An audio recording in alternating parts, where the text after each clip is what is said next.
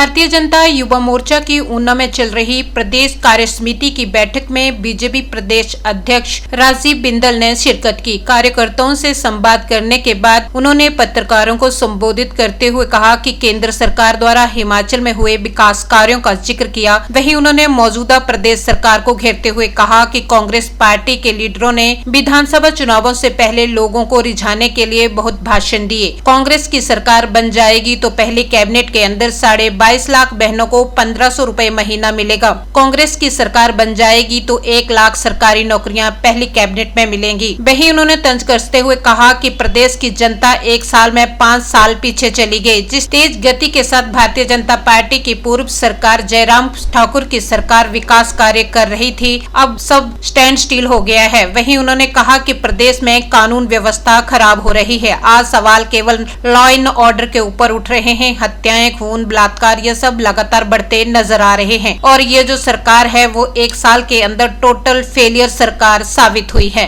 तो कतरा खून ना निकला। बहुत बहुत भाषण दिए।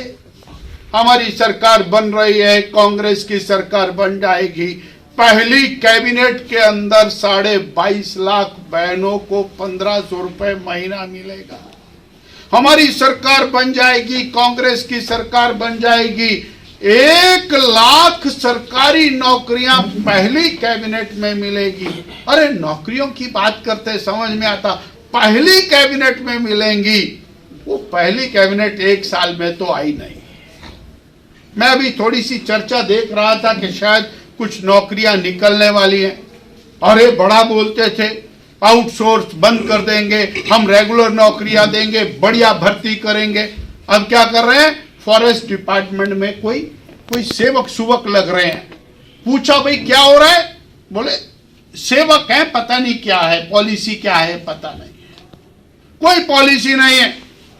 और वो भी लगेंगे नहीं लगेंगे, 10,000 से ज्यादा कर्मचारियों को हटाने का तगमा इस सरकार के ऊपर है। और सरकार बड़ी अच्छे तरीके से चल रही है। 1 साल में 3 मंत्रियों के पद खाली है, सीपीएस भरे गए, माननीय न्यायालयों के द्वारा लगातार टिप्पणी होने के बावजूद सीपीएस चल रहे हैं, मंत्री खाली है, ओएसडी बन रहे हैं, वो भी कैबिनेट रैंक के बन रहे हैं, कैबिनेट के पद खाली है। ये कुछ ऐसा मामला है कि शायद सरकार को भी समझ नहीं आ रहा कि हमें क्या करना है। और हमारे यहाँ कुछ लोग टैग बढ़ा है, उनके पास औहदा बढ़ा है, परंतु कहीं ना कहीं डिमोरलाइजेशन तो दिखाई देती है कि सरकार चल कहां से रही है। ये सारे प्रश्न हैं।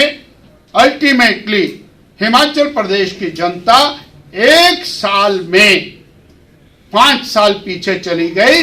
जिस तेज गति के साथ हमारी भारतीय जनता पार्टी की पूर्व सरकार जयराम ठाकुर की सरकार विकास कार्य कर रही थी, वो सब स्टैंड स्टिल हो गया। और आज सवाल केवल लॉ एंड ऑर्डर के ऊपर उठ रहे हैं। हत्याएं हैं, खून है, बलात्कार है, ये लगातार बढ़ते हुए हमको दिखाई देते हैं।